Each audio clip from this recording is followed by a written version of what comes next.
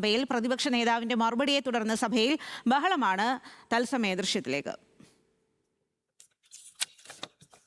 ബഹുമാനായ സജി ചെറിയാൻ അവതരിപ്പിച്ച വിഷയം അത് വലിയ തോതിൽ നമ്മുടെ സംസ്ഥാന സർക്കാരിനെ പ്രതികൂലമായി ബാധിച്ചു എന്നതാണ് നൽകിയ മറുപടികളൊക്കെ കാണിക്കുന്നത്. കാരണം ഒരു ഘട്ടത്തില്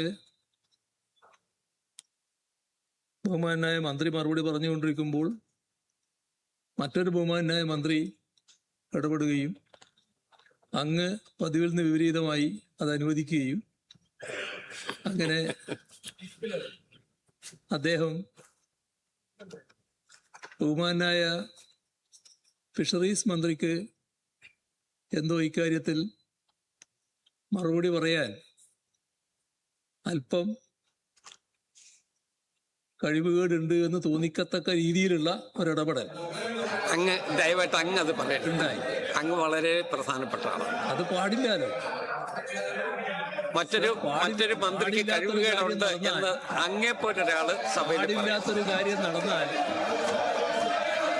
അത് വിട്ടുകള അദ്ദേഹത്തിന് തന്നെ മനസ്സിലായി. ബഹുമാന്യനായ ഫിഷറീസ് മന്ത്രിക്ക് കഴിവുകേടുണ്ട് എന്ന് കാണിക്കത്തക്ക രീതിയിൽ ഇടപെട്ടു എന്നാണ് ഞാൻ പറഞ്ഞത്. അത് ശരിയല്ലാലോ. അങ്ങേക്ക് പ്രൊസീഡ് ചെയ്യാം. അങ്ങനെ ഇടപെടാൻ പാടുണ്ടോ? അങ്ങ് പ്രൊസീഡ് ചെയ്തോളൂ.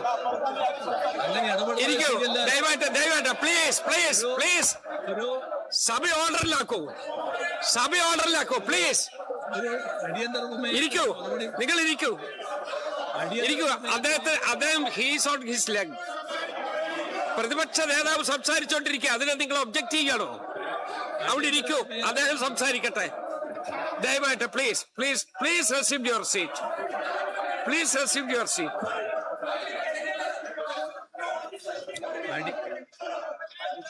അടിയന്തര പ്രമേയത്തിന് പ്ലീസ്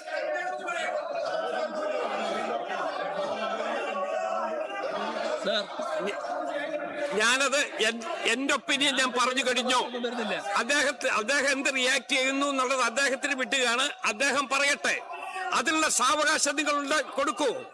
ഞാൻ എന്റെ അഭിപ്രായത്തെ കുറിച്ച് സ്പോണ്ടേനിയസ് ആയിട്ട് ഞാൻ ഒരു അഭിപ്രായം പറഞ്ഞു. അദ്ദേഹത്തിന്റെ നടപടി എന്ത് എന്നുള്ളത് അദ്ദേഹം പറയും. അതുകൊണ്ട് ദയവായി നിങ്ങൾ ഇരിക്കൂ. സർ, ഞാൻ ആരെയും അവമാനിച്ചില്ല. അപമാനിക്കാൻ ശ്രമിച്ചത് നിങ്ങളാണ്. ഒരു മന്ത്രി മറുപടി പറയുമ്പോൾ മറ്റൊരു മന്ത്രി എഴുന്നേറ്റിട്ട് ഈ പറയുന്ന മന്ത്രിക്ക് കഴിവില്ല എന്ന് സ്ഥാപിക്കാൻ ശ്രമിക്കുന്നതാണ് അങ്ങേയറ്റത്തെ അപരാധം. അതാണ് ഇവിടെ ഉണ്ടായത്. അത് പാടുണ്ടോ എന്നുള്ളതാണ് പ്രശ്നം. അതാണ് പ്രശ്നം. മുഖ്യമന്ത്രിക്ക് സർ അങ്ങ് മുഖ്യമന്ത്രിയായിരുന്ന സമയത്ത് ഈ അടിയന്തര പ്രമേയം വന്ന ഘട്ടങ്ങളിലെല്ലാം പല സന്ദർഭങ്ങളിൽ പല മന്ത്രിമാരും മറുപടി കൊടുക്കുന്ന അവസരത്തിൽ പാർലമെന്ററി കാര്യമന്ത്രി, ലോ മിനിസ്റ്റർ ഉൾപ്പെടെയുള്ള നിരവധി ആളുകൾ അതിനിടയിൽ ഇടപെട്ട് സംസാരിച്ചതിന്റെ റെക്കോർഡ് ഈ സഭയിലുണ്ട്. ഇവിടെ ബഹുമാനപ്പെട്ട സജി ചെറിയാൻ ഇത് അവതരിപ്പിക്കുന്ന സമയത്ത് റെക്കോർഡിലുണ്ട്. ഇവിടെ സജി ചെറിയാൻ ഇത് അവതരിപ്പിക്കുന്ന സമയത്ത് ബഹുമാനപ്പെട്ട വനം വകുപ്പ് മന്ത്രി അദ്ദേഹത്തിനോട് വഴങ്ങുമെന്ന് ചോദിച്ചപ്പോൾ അദ്ദേഹം വഴങ്ങിയില്ല. ആ ഒരു കാര്യമാണ് ബഹുമാനപ്പെട്ട ഫിഷറീസ് മന്ത്രി സംസാരിക്കുന്നതിന്റെ ഇടയിൽ മറ്റൊരു വിഷയമാണ് ശ്രദ്ധയിൽ പഴയ ഒരു കാര്യം ആണ് അദ്ദേഹം പറഞ്ഞത്. ഫിഷറീസ് വകുപ്പ് മന്ത്രി മറുപടി വളരെ ഭംഗിയായിട്ട് അദ്ദേഹത്തിന്റെ കാര്യം വളരെ വൃത്തിയായിട്ട് പറഞ്ഞു.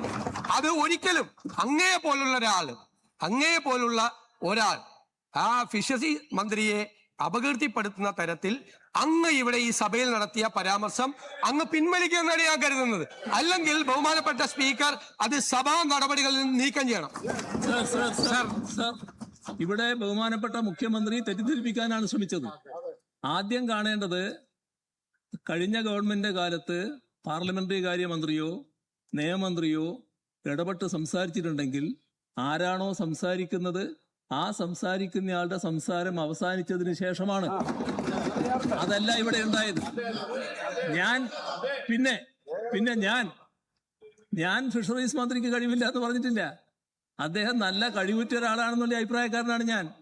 പക്ഷെ അദ്ദേഹം ഒരു പുതിയ മന്ത്രിയാണ് എന്നുള്ളത് കൊണ്ട് നേരത്തെ മന്ത്രിയായി ഇരുന്ന ഒരാൾ ഇപ്പൊ പുതുതായിട്ട് വന്നയാൾക്ക് കഴിവില്ല എന്ന് സ്ഥാപിക്കാൻ ശ്രമിക്കുമാറുള്ള ഒരു ഇടപെടൽ വന്നു. അതാണ് ഞാൻ പറഞ്ഞത്. അതിന്റെ അർത്ഥം ഫിഷറീസ് മന്ത്രിക്ക് കഴിവില്ല എന്നല്ല. ഞാൻ അങ്ങനെ പറഞ്ഞിട്ടേ ഇല്ല. അങ്ങനെ ഒരു അഭിപ്രായവും എനിക്കില്ല. അതാണ് എനിക്ക് അതുമായി ബന്ധപ്പെട്ട് പറയാനുള്ളത്.